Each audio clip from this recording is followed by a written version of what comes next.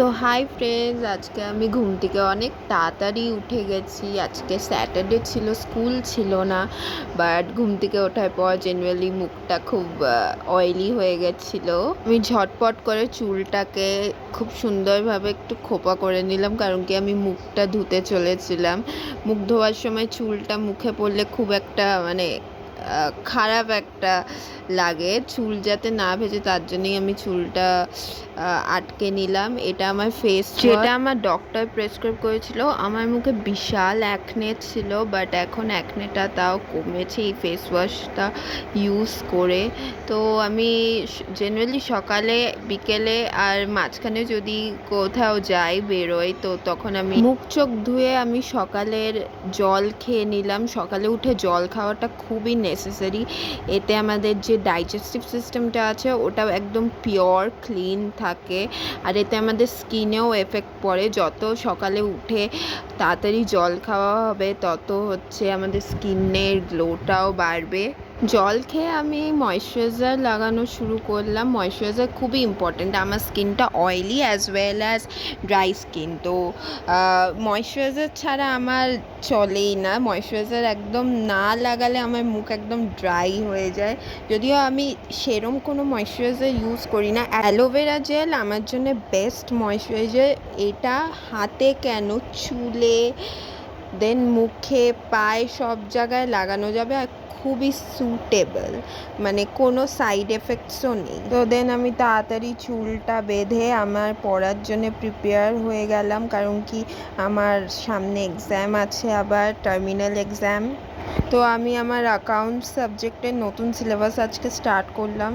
যেহেতু আমি commerce স্ট্রিমটা choose করেছি আমার ক্লাস 11-এর জন্যে, তো কমার্স স্ট্রিমের সব সাবজেক্টই ইজি, বাট অ্যাকাউন্টসটাতে একটু বেশি ফোকাস করতে হয়। অ্যাকাউন্টস এমন একটা সাবজেক্ট যেটা মাল্টিটাস্কিংয়ের সাথে একদমই হয় না। অ্যাকাউন্টস খুব মাথায় ভেবে চিন্তে করতে হয়।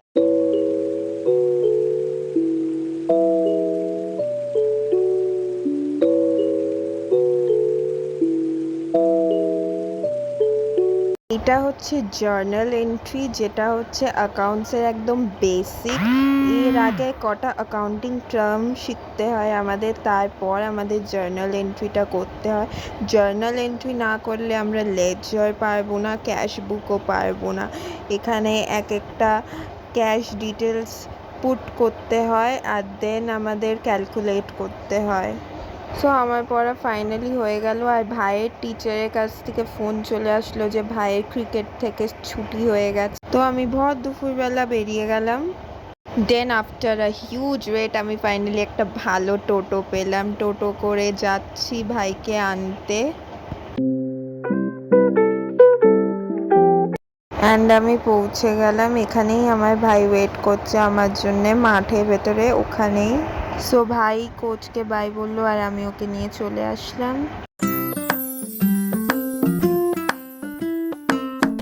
তো এখন আমি স্নান করতে যাব। স্নান করে আমি একবারেই রেডি হয়ে গেছি, কারণ কি আমার টিউশন ছিল আজকে, আমার দুটো টিউশন একসাথে। সো আমি রেডি হয়েই অলমোস্ট খেতে বসবো।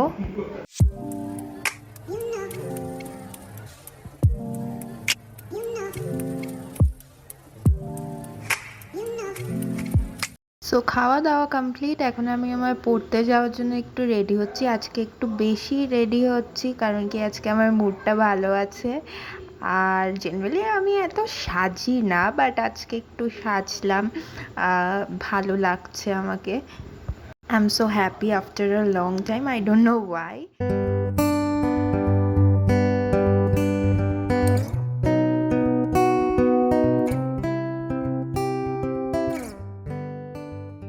তো ফাইনালি আমি বেরিয়ে পড়ছি টিউশনের জন্য। তোমাদের সাথে তাহলে এসে কথা হবে।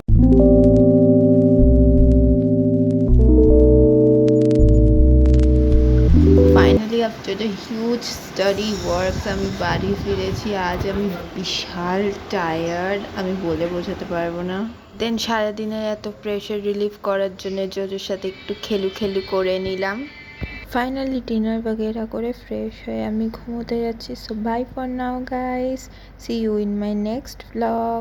By. And please do subscribe my channel, and if you want to know more about me, follow me on Instagram as well as Facebook.